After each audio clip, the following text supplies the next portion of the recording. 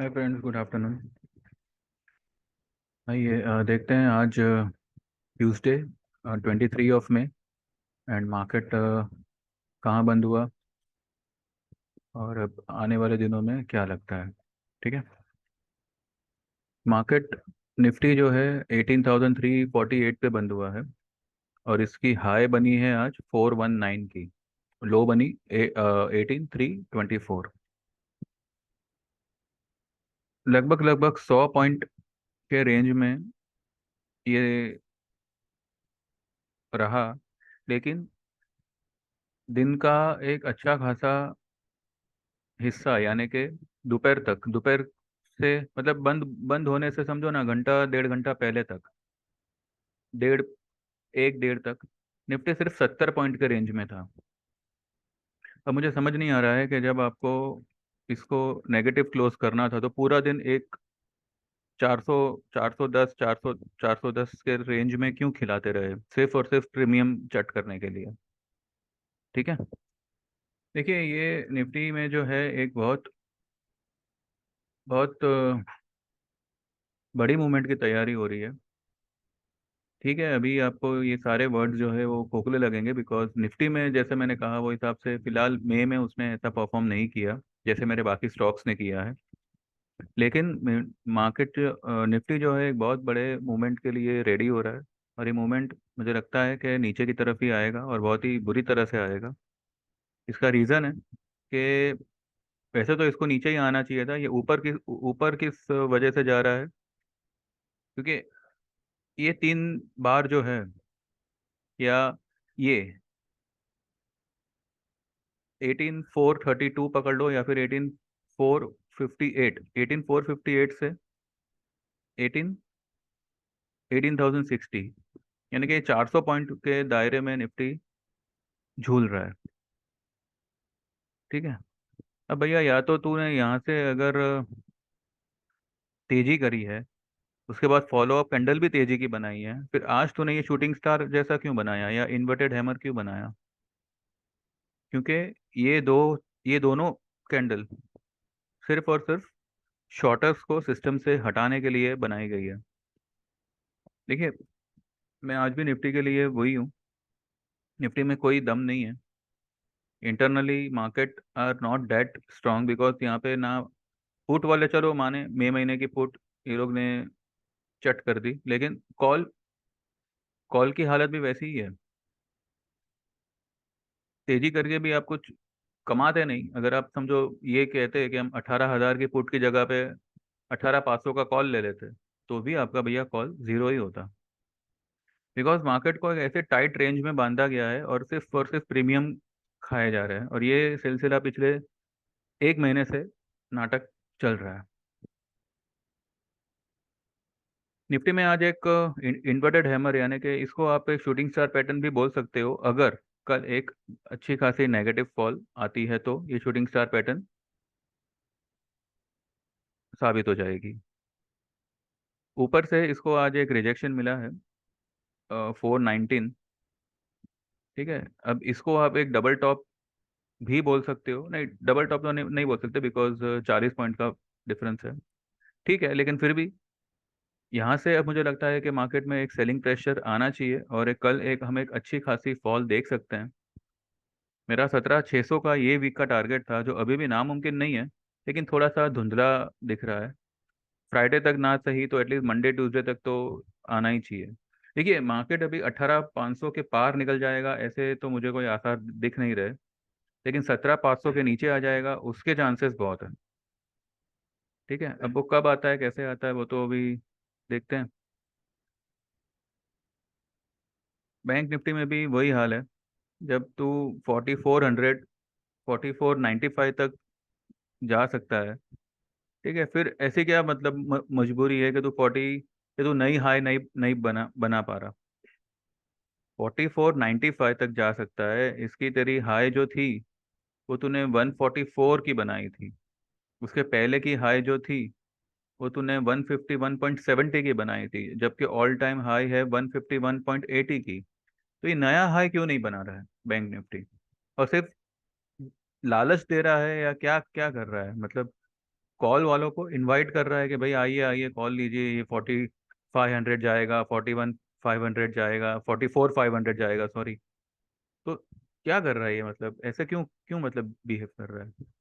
तो ये इसके ये पैटर्न की वजह से मुझे लग रहा है कि बैंक निफ्टी और बैंक निफ्टी में एक बहुत ही बड़ी मूवमेंट की शुरुआत होगी, और ये मूवमेंट नीचे की तरफ ही आएगी।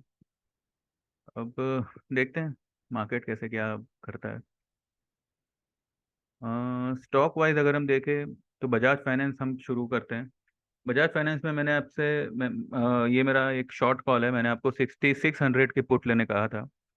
अब देखिए इसमें क्या हुआ। बजाज फाइनेंस वैसे तो आज फ्लैट क्लोज हुआ है, 6873 तक ये गया ऊपर में। 6873 तक जाने के बाद भी ये क्लोज कर रहा है 6780 पे। 6757 की इसने लो बनाई, 6757 की इसने लो बनाई। तो ऐसा क्यों क्यों क्यों कर रहा है ये? इतने मतलब ऊपर तक जाने के बाद भी ये 100 पॉइंट नीचे आ गया। हाई से तो 100 पॉइंट ही आया ना नीचे, 90 पॉइंट पकड़ो चलो बस, क्लोजिंग बेसिस 90 पॉइंट नीचे आ गया। और इसने भी आज एक जो है शूटिंग स्टार जैसा ही बनाया है, या फिर आप इसे इन्वर्टेड हैमर कह लो। यहाँ से जो है ये एक डाउनफॉल की शुरुआत कर कर सकता है। अब इसके 6600 के पुट ने क्या किया, 75 की लो बनाई, और ये 100 पॉइंट नीचे आया तो ये फिर से 99 पे आ गया। मैंने आपको शुरू में 106 में लेने कहा था, फिर कल मैंने कहा था कि अगर 110 में मिले तो भी कोई प्रॉब्लम नहीं है। ठीक है, जून महीने की पुट है, इसका आप टारगेट 200 प्लस मान के चलिए। ठीक है। बजाज फाइनेंस एक अच्छी खासी फॉल देगा, और ये फॉल मुझे लगता है अभी बजाज फाइनेंस कहाँ पर ट्रेड कर रहा है, 6780 पे ट्रेड कर रहा है, राइट। ये कम से कम जो है 6000 तक या 6200 तक आना चाहिए। First target would be 6200 and second would be 6000। ठीक है।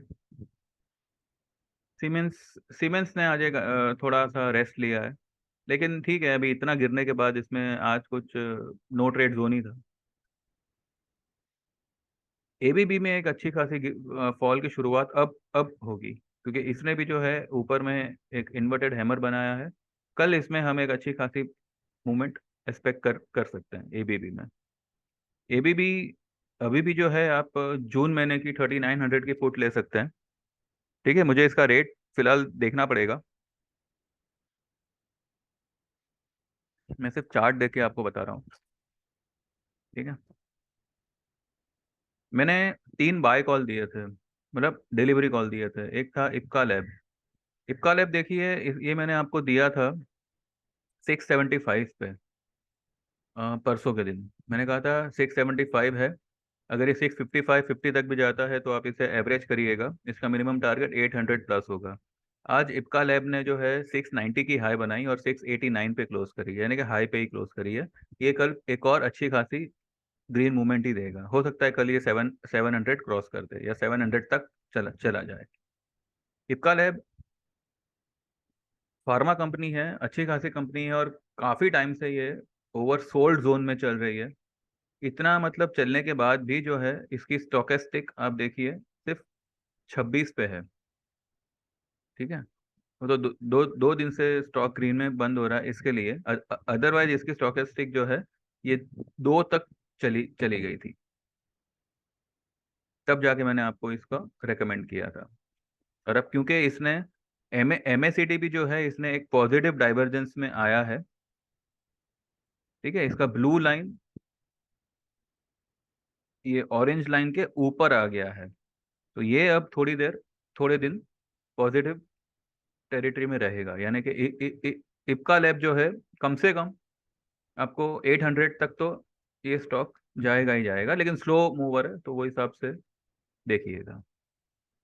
और एक है जिंदाल स्टील। जिंदाल स्टील अभी भी मतलब वहीं पे है 520 पे। ठीक है। इसको आप बाय ऑन डिप्स कर सकते हैं, मैंने आपको पहले भी कहा था 490 495 तक ये स्टॉक जा सकता है। वहां पर भी जो है आपको इसको एवरेज ही करना है, ये स्टॉक बहुत ही जल्द जो है आपको 560 से 570 का टारगेट देगा, 580 तक आप मान के चलिए। ठीक है।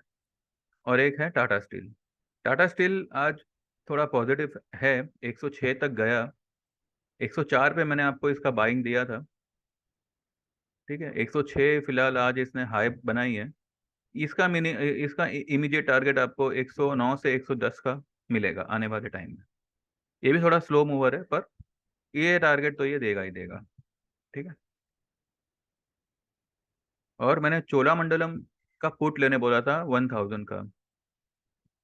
इसका पुट का भाव आज भी मतलब 13.50 के आसपास है। मैंने 14.70-80 या 14.60-70 के आसपास मैंने उसको रेकमेंड किया था। एक एक रुपए उसका पुट नीचे चल रहा है। चोलामंडलम जो है, ये कम से कम आपको, वैसे इसका अच्छा खासा अगर मैं टारगेट दूं तो वो बनेगा 890 का। 890 का टारगेट बनेगा, लेकिन फिलहाल इसका 925 से लेके 950 का टारगेट आप मान के चलिए। 950 से 925 will be the first target, और 890 से लेके 900 will be the second target, ठीक है। फिलहाल मैं दो टारगेट यहाँ पे सजेस्ट कर रहा हूँ। ये जो 14 रुपए की आपने पुट ली है, इसका मिनिमम भाव 50 रुपीज प्लस होगा। मिनिमम 50 to 60 रुपीज प्लस, ठीक है। चलिए, बस अभी ज़्यादा क्या बोलूँ, अभी मैं मार्केट में वैसे तो कुछ मूवमेंट ही नहीं है फिलहाल तो निफ्टी में। ये सिर्फ प्रीमियम खा रहा है। अब देखो कल क्या मूवमेंट देता है। बाकी तो न्यूज़ में भी मतलब कुछ खास नहीं है। जो भी मतलब पैनिक इसने क्रिएट किया था वीकेंड पे, 2000 का नोट बंद हो गया, अभी क्रैश हो जाएगा ना, ये हो जाएगा वो हो जाएगा, ऐसा कुछ नहीं हुआ। हाँ, लेकिन एक चीज़ है, मैंने पहले भी कहा था, मार्केट में मेरा जो ये सेल कॉल है वो ये 2000 के ऊपर डिपेंडेंट नहीं था, ठीक है। वो हो ना हो, मार्केट अभी कहते हैं ना, ये अभी यहाँ पे पक गया है, मतलब मार्केट अभी यहाँ पे बहुत ओवर स्ट्रेच हो गया है, थका हुआ है। इसको एक अच्छे खासे अभी गिरावट की जरूरत है, लेकिन क्या है कि बस इसको जबरदस्ती पकड़ा हुआ है, बस और कुछ नहीं। सेलरों को अच्छा खासा मतलब बांध के रखा है, ना निकल पा रहे हैं, ना नया ऐड कर पा रहे हैं, ना ऐड करने का तो कोई प्रॉब्लम नहीं है, लेकिन जो ऐड करते हैं वो भी ये लोग खा जाते हैं। सेफ साइड वुड बी, आप जून महीने की लेके बैठ जाओ 18,000 की, या फिर आप जुलाई की लेके बैठ जाओ 18,200 की, और रोज उसको देखने की जरूरत ही नहीं है, छोड़ दो उसको, ठीक है। एक एक दिन मार्केट 300-400 पॉइंट गिरावट दे दी, आपका सारा पुट जो है वो 150-200% रिटर्न दे देगा आपको एक ही दिन में। तो मैं आपको कह रहा हूँ जून महीने का 18,000 का जो पुट है, उसका मिनिमम टारगेट होगा 650 से 700 रुपीज का मिनिमम टारगेट। मैक्सिमम तो मैंने आपको 1000 प्लस बोला ही है, लेकिन मिनिमम टारगेट आएगा 650 से 700 का, ठीक है। चलिए, बस अभी इतना ही है। इंडिया भी वही फ्लैट चल रहा है, कुछ खास नहीं है। That's it. बाकी जो भी होगा अभी कल ही बात करेंगे। मैंने जो स्टॉक रेकमेंड किए हैं, आप उस पर थोड़ा फोकस करिएगा, बिकॉज मेरे स्टॉक हमेशा टारगेट अचीव किए हैं। जो भी मैंने शॉर्ट दिए हैं या लॉन्ग किए हैं, वो आप थोड़ा फोकस उस पर रख सकते हैं, ठीक है। चलो then, thank you very much, have a nice time. मेरी चैनल सब्सक्राइब करिएगा। कुछ फीडबैक हो, कुछ कमेंट हो, तो प्लीज़ कमेंट बॉक्स में आप मेंशन कर सकते हैं, लेकिन सिर्फ ये वीडियो और मैंने जो स्टॉक कहे हैं उसके रिलेटेड, ठीक है।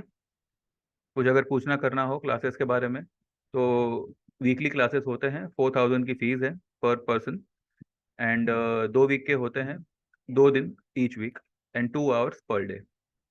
इसमें चार्ट रीडिंग, इंडिकेटर्स, आपको क्या यूज़ करना चाहिए, आपको कैसे आइडेंटिफाई करना चाहिए कौन से स्टॉक को कब शॉर्ट करना है, कब लॉन्ग करना है। अब जैसे मैंने ये टाटा स्टील, मैं कह रहा हूँ मार्केट गिरेगा और मैं आपको टाटा स्टील, जिंदाल स्टील ये सब बाय करने कह रहा हूँ। इप्का लैब मैंने आपको बाय करने की बोला। सीमेंस मैंने जब आपको शॉर्ट करने बोला था, मैंने आपको कहा था 3400 तक का ये टारगेट मैं आपको दे रहा हूँ, और 3400 तक ये आ गया। इनफैक्ट 3300 तक ये कल चला गया था, ठीक है। तो ये सब कैसे आइडेंटिफाई होता है, क्या देखना चाहिए, कौन से इंडिकेटर यूज करने चाहिए, एकदम इजी हो जाएगा आपके लिए ट्रेड करना, ठीक है। हाँ, चार्ट सीखने के बाद भी मैं आपको यही कहूँगा, निफ्टी वगैरह से थोड़ा दूर रहिएगा। वाई? बिकॉज ये एक ऐसी आइटम है जिसमें जिसको मैनिपुलेट करना बहुत इजी होता है। स्टॉक को तो फिर भी चलो आप समझ सकते हो कि इसका ट्रेंड क्या है, अभी ये ऊपर जाएगा नीचे जाएगा, स्टॉक यू कैन, मतलब उसमें आप हार्डली कभी फेल होंगे। लेकिन निफ्टी, बैंक निफ्टी में, क्योंकि स्टॉक की एक्सपायरी मंथली होती है और वीकली बैंक निफ्टी की एक्सपायरी वीकली होती है। जब से ये, पहले क्या था, सिर्फ बैंक निफ्टी वीकली एक्सपायर होती थी और निफ्टी मंथली होती थी। लेकिन जब से ये वीकली निफ्टी को भी शामिल किया है, तब से इस तरीके के प्रीमियम चट करने का सिलसिला शुरू हो गया है। ये लोग क्या करते हैं, वीकली में जो है टाइम खास कुछ होता है नहीं, थर्सडे के दिन एक्सपायरी होती है, फ्राइडे, इसमें पता नहीं ये लोग किस तरीके से, मतलब कॉल और पुट दोनों को शॉर्ट कर देते हैं, एक छोटा सा दायरा बना देते हैं, मार्केट ना बढ़ सकता है ना गिर सकता है, एक ही दायरे में घूमते रहता है, और सारे के सारे वीकली वीकली कॉल पुट चट हो जाते हैं। एटलीस्ट निफ्टी को वीकली से हटा दो, पर वो अभी अपना कौन सुनेगा। ठीक है, एक ना एक दिन वो लायक भी बनेंगे कि चलो अभी वो सब, अभी बंडल बातें नहीं करनी। तो निफ्टी बैंक निफ्टी से आप जितना दूर रहो उतना बेटर है। हाँ, लेकिन आप स्टॉक में ये चेक कर पाओगे कि कौन से इंडिकेटर से आपको बाय करना है, सेल करना है, कौन सा स्टॉप लॉस लगाना है, कैसे पैटर्न को पहचानना है, ईच एंड एवरीथिंग आपको हमारे चार्ट रीडिंग में सिखाया जाएगा। तो जो भी करना चाहे, हाँ, और एक और बात है, क्लास खत्म होने के बाद में आपको हमारी तरफ से एक कॉल दिया जाएगा जिसमें आपकी एक क्लास की फीस कवर हो जाएगी। तो इसमें आपको घुमाना कुछ भी नहीं है, इनफैक्ट आपको सीखने ही मिलेगा। तो जो भी ज्वाइन करना चाहे मुझे कमेंट बॉक्स में मेंशन करिएगा। ठीक है, चलो then, thank you very much, have a nice time, and मेरी चैनल सब्सक्राइब करिएगा। ठीक है, चलो, thank you, bye bye, take care.